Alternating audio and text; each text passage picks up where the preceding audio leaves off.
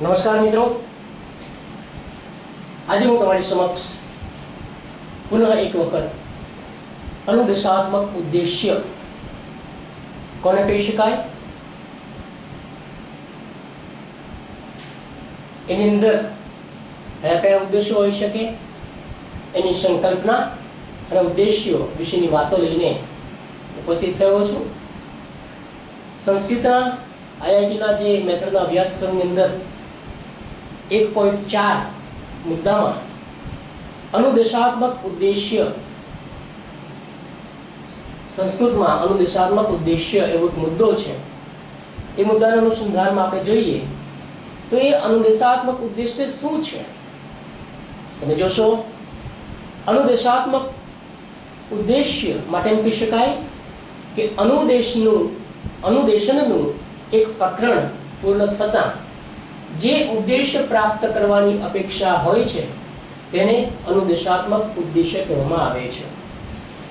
મિત્રો, તમે જોશો આ વ્યાખ્યાની અંદર સ્પષ્ટ એવો નિર્દેશ કરવામાં આવ્યો છે કે અનુદેશન એટલે કે કોઈ પણ પ્રકરણ ચલાવવા માટેની ઇન્સ્ટ્રક્શન, આખું સ્ટ્રક્ચર તમે કરો, ઇન્સ્ટ્રક્શન આપો, સૂચના આપો, નિર્દેશ કરો, નિદર્શન કરો.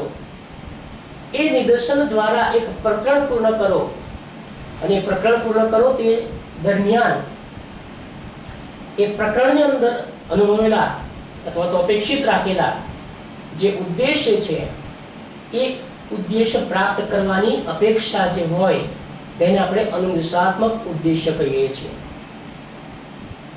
એની એક તમે વ્યાખ્યા જોઈએ જેથી આપણને થોડો વિશેષ ખ્યાલ આવશે. તમે જોશો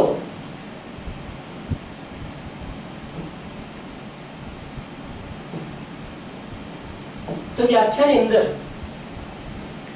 કહેવામાં આવ્યું છે, the objective expected to be achieved after completion of a unit of instruction may be called instructional objectives. આપણે જે આગળ વાતો કરી તેમ અનુદેશનનું એક પ્રકરણ પૂર્ણ થતાની સાથે જ જે ઉદ્દેશ્ય પ્રાપ્ત કરવાની અપેક્ષા હોય છે તેને અનુદેશાત્મક ઉદ્દેશ્ય કહેવામાં આવે છે. હજી સારી રીતે સમજીએ કે objectives as change in behaviors of student, એટલે કે વિદ્યાર્થીના વ્યવહાર પરિવર્તનની અપેક્ષાનો ઉદ્દેશ્ય જેમાં હોય છે તેને આપણે અનુદેશાત્મક ઉદ્દેશ્ય કહી શકીએ છીએ.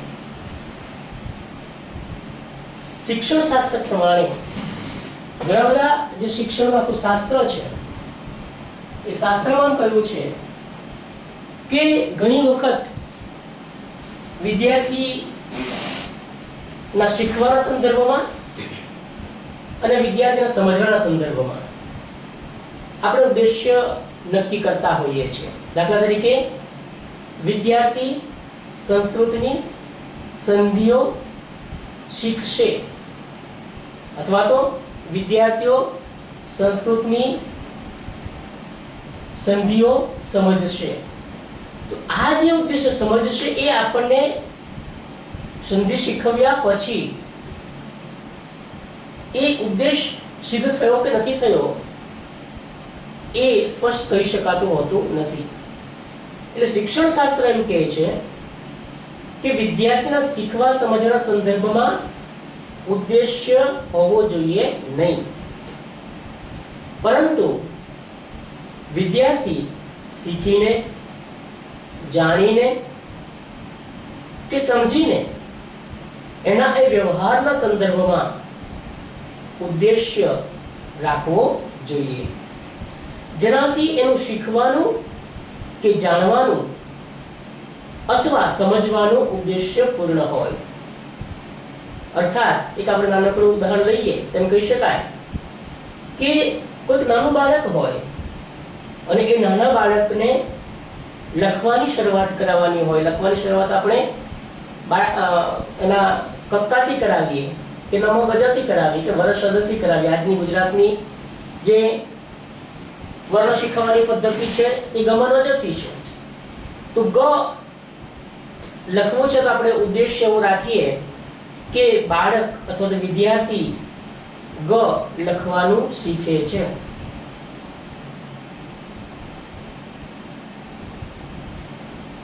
તો આપણે એમ કહીશું કે અહીંયા શીખશે અથવા શીખે છે તો એ અનુદેશાત્મક ઉદ્દેશ્ય થયો કહેવાય ને, કારણ કે પ્રાપ્તિ પછી જે અપેક્ષા હોય, પ્રાપ્તિ આપણે એવી છે કે બાળક ક લખે, ગમનજ લખે, ગ લખે, મ લખે, એ જે મૂળાક્ષરો છે લખે.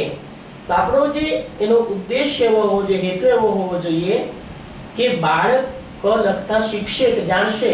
તો એ ત્રુટિયુક્ત ઉદ્દેશ્ય કહી શકાય, એમાં ત્રુટિ છે અને ઉદ્દેશ્યમાં ત્રુટિ હોય તો એ ઉદ્દેશ્ય સિદ્ધ થયો છે કે નથી થયો એ આપણે જાણી શકતા હોતા નથી. તો અનુદેશાત્મક ઉદ્દેશ્ય કોને કહી શકાય? તેનું આપણે બનાવવું હોય તેમ કહેવાય કે બાળક ક લખી શકશે, બાળક ગ લખી શકશે, બાળક મ લખી શકશે. જે ઉદ્દેશ્ય છે એ લખી શકે. એટલે કે બાળકની અંદર અપેક્ષિત પરિવર્તન થયેલું જોવા મળશે એવું અનુદેશાત્મક ઉદ્દેશ્યમાં સંભવિત રીતે મુકાયેલું જોઈ શકીએ છીએ. આપણે કેટલીક અનુદેશાત્મક ઉદ્દેશ્ય છે એની કેટલીક વ્યાખ્યાઓ જોઈએ. એની સંકલ્પના સાથે, એની સંકલ્પના સ્પષ્ટ કરવા માટે એની કેટલીક વ્યાખ્યાઓ જોઈએ. એમની પહેલી વ્યાખ્યા કહે છે an instructional objectives is a statement. A statement highlight કર્યું છે આપણે. a statement that will describe what the learner will be able to do after completing the instruction. આમ કિબલર, કેગલે, બાર્કેર, મિલ્સ જેવા કેટલાક કેળવણીકારો છે એમણે એમ કહ્યું છે. શું કહ્યું છે? An instructional objectives is a statement. Instructional objectives એટલે કે અનુદેશાત્મક ઉદ્દેશ્ય એ એક કથન છે જે અનુદેશન એટલે કે નિર્દેશ પૂર્ણ થયા બાદ વિદ્યાર્થી શું કરવામાં સમર્થ થશે તેનું વર્ણન કરે છે. An instructional objectives is a statement. એક આખું સ્ટેટમેન્ટ મળે છે that will describe what, વર્ણન કરે છે what the learner will be able, શક્તિમાન થવો છે, શું કરવા સમર્થ બન્યો છે, to do after completing the instruction. અનુદેશાત્મક જે પ્રકરણનું સૂચનાઓ કે અપેક્ષાઓ મુકાઈ છે ત્યાર પછી વિદ્યાર્થી શું કરવા સમર્થ બનશે, એબલ બનવાની વાત કરી છે, સમર્થ બનવાની વાત કરી છે. અને એ જે સમર્થ બનશે તેનું વર્ણન કરે તેને આપણે એમ કહી શકાય કે અનુદેશાત્મક ઉદ્દેશ્ય એક કથન છે, એક સેન્ટેન્સ છે. કયું સેન્ટેન્સ? કે જે અનુદેશન પૂર્ણ થયા બાદ વિદ્યાર્થી શું કરવામાં સમર્થ હશે તેનું વર્ણન કરી શકે છે. દાખલા તરીકે આપણે સંસ્કૃતની અંદર કોઈક બૌદ્ધ કથાનું નિરૂપણ વર્ગખંડમાં કરીએ છીએ. એટલે આપણી અપેક્ષા તે વખતે કે વિદ્યાર્થી માં મૂલ્યનું ઘડતર થાય. આ પૂર્ણ થયા પછી એ ઘડતર કરવા માટે કદાચ પ્રોજેક્ટ પણ મૂકવાનું થાય, વિદ્યાર્થી આજુબાજુના વિસ્તારમાં પોતે જાય, એ બોધાત્મક કથાના અનુરૂપ પ્રવૃત્તિઓ કરે અને પ્રવૃત્તિઓ કર્યા પછી પોતાનામાં કયું મૂલ્ય વિકસ્યું છે એ વિકસેલું મૂલ્ય દેખાય, જોઈ શકાય. વિદ્યાર્થીના વર્તનમાં કંઈક પરિવર્તન દેખાય તો એ સમયે આપણે એમ કહી શકીએ કે એ અનુદેશાત્મક ઉદ્દેશ્ય જે છે એ આપણું એની પ્રાપ્તિ થઈ છે, એ આપણને પ્રાપ્ત થયું છે. એટલે એમણે કહ્યું છે કે an instructional objectives is a statement. આ એક સ્ટેટમેન્ટ છે કે જેના આધારે વિદ્યાર્થીમાં આવેલું પરિવર્તન આપણે જોઈ શકીએ છીએ. આગળ વાત કરીએ તો બીજી વ્યાખ્યાન કહે છે an instructional objectives is a detailed description. વિગતવાર વર્ણન છે શેનું? of what students will be able to do when they complete the unit of the instruction. આખું જે પ્રકરણ છે અનુદેશાત્મક ઉદ્દેશ્યને લઈને વર્ગખંડમાં શિક્ષક દ્વારા કરવામાં આવેલી પ્રવૃત્તિના અંતે વિદ્યાર્થી પોતે શું કરવા સમર્થ બને છે તેનું વિવરણ, ડિટેલ વિવરણ, વિસ્તૃત વિવરણ એટલે અનુદેશાત્મક ઉદ્દેશ્ય છે. આપણે વ્યાખ્યાયિત કરો તો એમ કહી શકાય કે અનુદેશાત્મક ઉદ્દેશ્ય એક વિસ્તૃત વિવરણ છે કે જે નિર્દેશનું એક પ્રકરણ પૂરું થતા વિદ્યાર્થીઓ શું કરવા સમર્થ બને છે તે આ વિસ્તૃત વર્ણનમાં જાણવા મળે છે. એટલે કે સૂક્ષ્મ ઓબ્ઝર્વેશન દ્વારા વિદ્યાર્થીમાં જે પરિવર્તન છે એ પરિવર્તન જોઈ શકાવું જોઈએ. વિદ્યાર્થી શીખશે, સમજશે એવી અહીંયા કલ્પના નથી, પણ વિદ્યાર્થી આવું કરશે, એનામાં પરિવર્તન દેખાશે. જે નવા શબ્દો એ પોતે એ શબ્દો પરથી વાક્યનું સર્જન કરી શકવાની ક્ષમતા કેળવે, સંધિયુક્ત શબ્દને ઉચ્ચાર કરતા શીખે, સંધિનો વિગ્રહ કરી શકે. આ જે પણ કંઈ ઇન્સ્ટ્રક્શન હોય એ ઇન્સ્ટ્રક્શનને પોતે 40 મિનિટ દરમિયાન અલગ અલગ અનુભવ દ્વારા રજૂ કરે અને એ 40 મિનિટ પછી વિદ્યાર્થીઓની અંદર જે ઉદ્દેશ્ય નક્કી કરેલો હોય એ ઉદ્દેશ્યનું પરિપૂર્ણ થયું છે કે કેમ, અથવા તો વિદ્યાર્થી કેવો બની જશે તે દર્શાવતું હેતુ એટલે અનુદેશાત્મક ઉદ્દેશ્ય છે એમ કહી શકાય. બીજી વ્યાખ્યા જોઈએ આપણે. બીજી વ્યાખ્યામાં કહ્યું છે it is also referred to as a behaviors objectives. અર્થાત આને વ્યવહારિક ઉદ્દેશ્ય કહેવામાં આવે છે. વર્તન જે વ્યવહારિક રીતે રિફ્લેક્ટ થતું હોય એ રિફ્લેક્ટને ઓલરેડી એ પોતાના વર્તનને રિફ્લેક્ટ કરી શકે એ પ્રકારનો આ ઉદ્દેશ્ય છે. કેટલાક લોકો એને પ્રાપ્ત ઉદ્દેશ્ય પણ કહે છે કે જે પ્રાપ્તિ થઈ છે તે ઉદ્દેશ્ય એટલે અનુદેશાત્મક ઉદ્દેશ્ય. બીજા કેટલાક કેળવણીકારો જે છે એમ કહે છે, રોબર્ટ માર્ઝર છે, એમણે કહ્યું છે કે a collection of words and or pictures and diagrams instead to let others know what you intend for your students to achieve. એટલે કે આવા શબ્દો એ કલેક્શન ઓફ વર્ડ, આવા શબ્દો અથવા તો ચિત્રો અને આલેખો, ડાયાગ્રામ્સ, આલેખો સંગ્રહના રૂપમાં કરે છે કે જેનો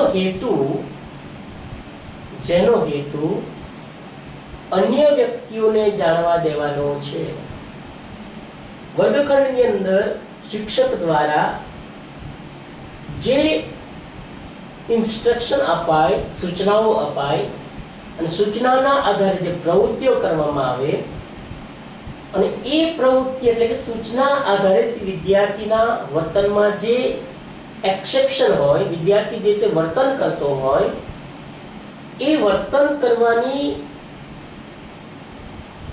અનુભૂતિ વર્ગખંડને નિહાળતા અન્ય વ્યક્તિ પણ જોઈ શકે. Instead to let others know what you instead for your students to achieve. વિદ્યાર્થીની અંદર જે એચીવમેન્ટ કરવા માટે શિક્ષકનો જે ઈરાદો છે એ ઈરાદો અન્ય વ્યક્તિ જોઈ શકે. અન્ય વ્યક્તિ એટલે કોણ? કોઈ નિરીક્ષક આવીને જુએ તો ખબર પડે કે શિક્ષક એની અંદર કયા ઈરાદાથી આ વર્ગખંડની પ્રક્રિયા કરી રહ્યા છે. એનું આબેહૂબ ચિત્ર જાણે કે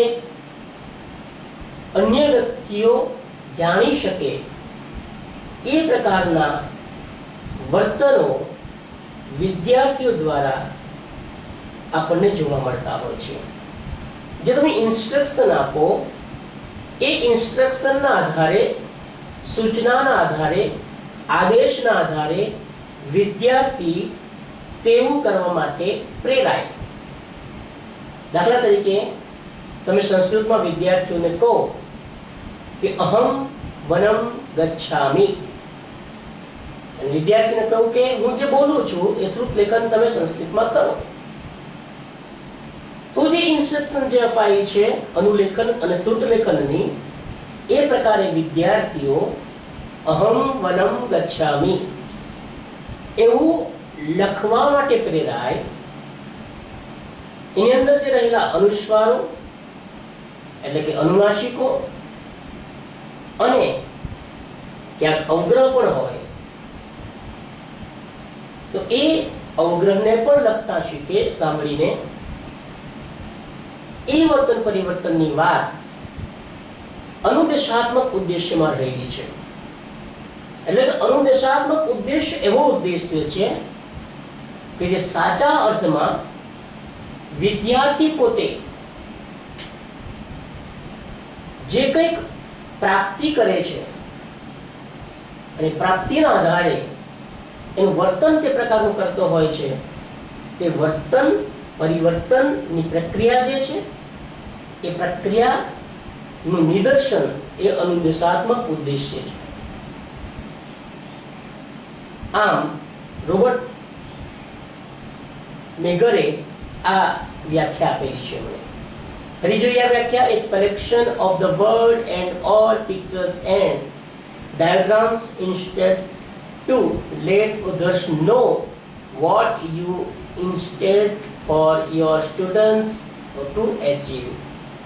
એટલે કે આવા શબ્દો અથવા ચિત્રો અને આલેખોના સંગ્રહના રૂપમાં કરે છે જેનો હેતુ અન્ય વ્યક્તિઓને જાણવા દેવાનો છે કે તમારા વિદ્યાર્થીના પ્રાપ્ત કરવા માટે તમે શું ઈરાદો રાખો છો. એક બીજી આપણે વ્યાખ્યા જોઈએ જેનાથી આપણને એની સંકલ્પના વધારે સ્પષ્ટ થશે. એ વ્યાખ્યામાં કહેવામાં આવ્યું છે an objective does not describe what the instructor will be doing, but instead the skill, knowledge and the attitude what the instructor will be attempting to product in learners. શું કહે છે અહીંયા કે ઉદ્દેશ્ય આ વર્ણન નથી કરતું. an objective does not describe, ઉદ્દેશ્ય એ વર્ણન નથી કરતું કે અધ્યાપક શું કરી રહ્યા હશે. what the instructor will be doing, શું નથી કરતો કે ઇન્સ્ટ્રક્ટર એટલે કે અધ્યાપક શું કરી રહ્યા હશે એનું વર્ણન નથી કરતું, પરંતુ બટ શું કરે છે તે કયા કૌશલ્યો બટ ઇન્સ્ટેડ ધ સ્કિલ્સ કૌશલ્યો નોલેજ જ્ઞાન એન્ડ એટીટ્યુડ્સ વલણને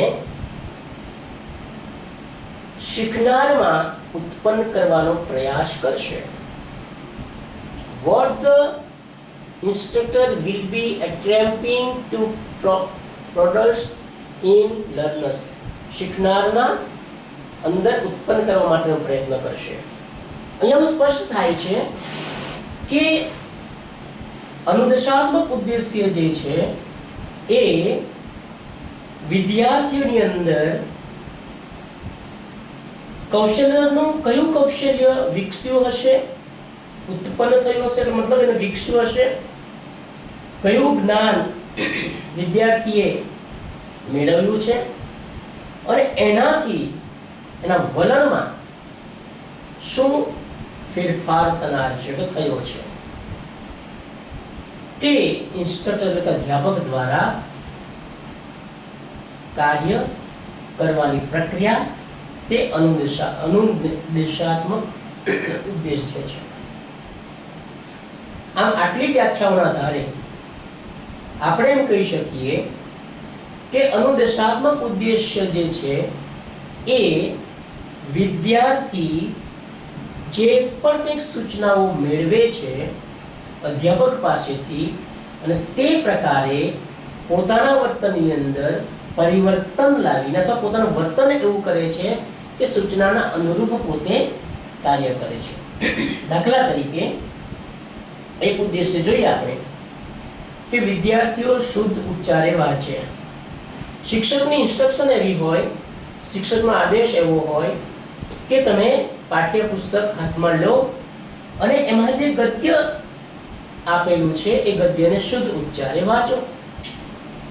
તો વિદ્યાર્થી શુદ્ધ ઉચ્ચારે કેવી રીતે વાંચવું એ તાસની અંદર શીખી ગયા છે, સમજી ગયા છે. શિક્ષક દ્વારા એ શુદ્ધ ઉચ્ચારે વાંચન અંગેની પ્રવૃત્તિઓ, પ્રયુક્તિઓ અને શૈક્ષણિક અનુભવો વિદ્યાર્થી સુધી પહોંચ્યા છે. એટલે સ્વાભાવિક છે કે એ શિક્ષકે વર્ગખંડમાં જતા પહેલા વિદ્યાર્થી શુદ્ધ ઉચ્ચારે વાંચતો થશે, વાંચતો કરવો અથવા તો વિદ્યાર્થીને શુદ્ધ ઉચ્ચારે વાંચતા જોવો છે એ મનમાં નક્કી કરી લીધું છે. તો નક્કી કરેલી બાબતને વિદ્યાર્થીઓને ઇન્સ્ટ્રક્શન આપીને વાંચવાનું કહેશે ત્યારે વિદ્યાર્થી શુદ્ધ ઉચ્ચારે ગદ્ય ખંડને વાંચતો હશે. શુદ્ધ ઉચ્ચારે પદ્ય હોય તો પદ્યને પણ વાંચતો હશે, એટલે કે વાંચી શકે. વાંચવાનું જે ક્ષમતા છે એ ક્ષમતાનું કૌશલ્ય જે છે કૌશલ્ય એનામાં ખીલેલું હોવું જોઈએ. એટલે કે અનુદેશાત્મક જે ઉદ્દેશ્યો છે એ ઉદ્દેશ્ય આપણને વિદ્યાર્થીઓમાં કોઈ પણ વ્યક્તિ જોઈ શકે. જેમ એક વ્યાખ્યામાં આપણે એમ જોયું છે કે આ જે અનુદેશાત્મક ઉદ્દેશ્ય છે એનો હેતુ અન્ય વ્યક્તિઓને જાણવા દેવાનો છે. તો એ વિદ્યાર્થી વાંચતો હશે ત્યારે કોઈ પણ વ્યક્તિ પ્રવેશ કરે તો એને એ વિદ્યાર્થી વાંચે છે એને અનુભૂતિ થઈ શકે. બીજો ઉદ્દેશ્ય એવો આપણે રાખીએ કે વિદ્યાર્થીઓ સંસ્કૃતમાં સુલેખન અને શ્રુતલેખન કરે છે. એની ચર્ચા આપણે અત્યારે 2 મિનિટ પહેલા કરી. ત્રીજો ઉદ્દેશ્ય છે કે વિદ્યાર્થીઓ સંસ્કૃતમાં સંવાદ કરે. સંવાદ કરી શકશે એવું નહીં. ઉદ્દેશ્ય અનુદેશાત્મક ઉદ્દેશ્ય તો એમ લખ્યો હોય કે વિદ્યાર્થીઓ સંસ્કૃતમાં સંવાદ કરી શકે. ધેટ્સ નોટ સંભાવના નહીં. અહીંયા તો એનું જે કૌશલ્ય છે એ કૌશલ્ય ખીલેલું જોવા મળે. બે વિદ્યાર્થીઓ ઉભા થાય અને સંસ્કૃતમાં સંવાદ કરે પ્રવર્તમાન સ્થિતિની વાતો કરે સંસ્કૃતમાં, ટૂંકા ટૂંકા વાક્યો બોલે, પ્રશ્નોત્તરી થાય, એ અપેક્ષિત છે. તો વિદ્યાર્થીઓ સંસ્કૃતમાં સંવાદ કરે એ અનુદેશાત્મક ઉદ્દેશ્ય શિક્ષકે નક્કી કર્યો હોય તો વર્ગખંડમાં પ્રવેશતા પહેલા એના મગજમાં એ ઉદ્દેશ્ય નક્કી જ હોય કે મારે આ તાસના અંતે વિદ્યાર્થી સંવાદ કરતો થાય એવું કરવાનું છે. તો એ ઉદ્દેશ્યના કારણે જે શિક્ષક છે એ વિદ્યાર્થીઓને આ પ્રકારના અનુભવ પૂરા પાડી શકે. વિદ્યાર્થી સંધિયુક્ત લખાણ લખે ત્યારે લખી શકે સંધિની સમજૂતી ખૂબ સારી રીતે વિદ્યાર્થી પામ્યો હોય તો સંધિયુક્ત લખાણ લખે એ ઉદ્દેશ્ય છે અને વિદ્યાર્થી લખવો જોઈએ. કોઈ પણ વ્યક્તિ જ્યારે એનું અનુદેશાત્મક ઉદ્દેશ્ય વાંચે અને વિદ્યાર્થીમાં થતી પ્રવૃત્તિ જુએ તો એને એનો ખ્યાલ આવવો જોઈએ કે આ વિદ્યાર્થીના વલણમાં, વિદ્યાર્થીના વર્તનમાં, વિદ્યાર્થીના કૌશલ્યમાં ખીલેલી વૃત્તિ જોઈ શકાય છે. આવા અનેક ઉદ્દેશ્ય હોઈ શકે જે ઉદ્દેશ્ય વિદ્યાર્થીમાં પ્રત્યારોપિત થયેલા હોય, વિદ્યાર્થી એ ઉદ્દેશ્ય સિદ્ધ કરતો આપણે જોઈ શકતા હોઈએ તો તેને આપણે અનુદેશાત્મક ઉદ્દેશ્ય કહીએ છીએ. આટલી વાત સાથે આપણે આજે અનુદેશાત્મક ઉદ્દેશ્યનો જે આપણો મુદ્દો હતો એ મુદ્દાની વાતો આપણે કરીશું. આશા છે કે તમને એ ખ્યાલ આવી ગયો હશે.